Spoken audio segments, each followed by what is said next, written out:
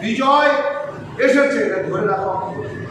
আপনারা কাঁধে কাঁধ মিলিয়ে হাতে হাত মিলিয়ে কীভাবে মাদ্রাসাটা অত্যাধুনিক, শুধু মাদ্রাসা না আরও উন্নত থেকে উন্নত করা যায় এই চেষ্টা করবেন। এখানে আমার বিশ্বাস, ওই যে আমার এর আগে পূর্ববর্তী বক্তা বলে গেলেন, গালিব সাহেবের সাথে আমার কথা হয়েছে, ওনার যে অবদান, যে অবকাঠামো, যে সব যে অপমান এখানে হয়েছিল, যতদিন ওনাকে এই মাদ্রাসায় না আনতে পেরেছে আর একটা কষ্ট রয়ে যাবে।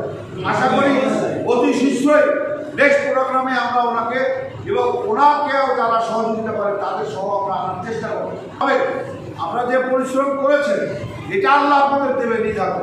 তবে আপনাদের কাছে আমার অনুরোধ, আপনারা আপনাদের এই গ্রামের মাদ্রাসা উজ্জ্বল, এই গ্রাম চেনে না, বাংলাদেশে আজ আমার কোনো জায়গা আমি খুঁজে পাইনি। শিমুলবাড়ি চেনে না, গাইবান্ধা চেনে না, সাগানা দালা চেনে না, শিমুলবাড়ি চেনে। তাহলে অনেক অনেক অনেক উপরের এই গ্রামটার নাম সুনাম সারা বাংলাদেশে আছে। যাই হোক, আপনারা শিমুলবাড়ির লোকজন ভালো একটা কমিটি করে সবাই ডোনার লাগলে, অর্থ লাগলে, সমস্যা করলে আমাদের বলবে, আমরা যতদূর সম্ভব সবাই সহযোগিতা করবে। আমরা সবাই মিলে মাদ্রাসা আবার চালাবো।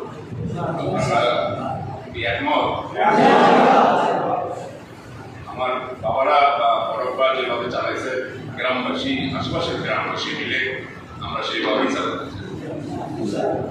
যদি আহলে আন্দোলন সহযোগিতা করে আলহামদুলিল্লাহ আমরা ভালোভাবে চলবো। যদি না, আমার অনুরোধ কোনো বিশৃঙ্খলা তৈরি করা যাবে। রিজার্ভ আমাদের ক্ষতি করছে, তার প্রতি সে করছে, আমাদের ক্ষতি করে, সে তার প্রতিদান পাবে। সেটা শুরু হয়ে গেল আজকে। আমি বেশি কথা বলতে চাই না, মামা লাস্ট বক্তব্য দেবে। হয়তো একটা হাইস আমরা এখান থেকে আমরা প্রতিনিধি দল তাদেরকেও ধন্যবাদ। তো প্রত্যেকে অবদান রেখেছেন, কিন্তু সেই অবদানের মূলে যে কথাটি, সেটি হলো আল্লাহ সুবহানাহু ওয়া তাআলার কথা, আমানুস্তাইনু বিস-সাবরি ওয়াস-সালাহ।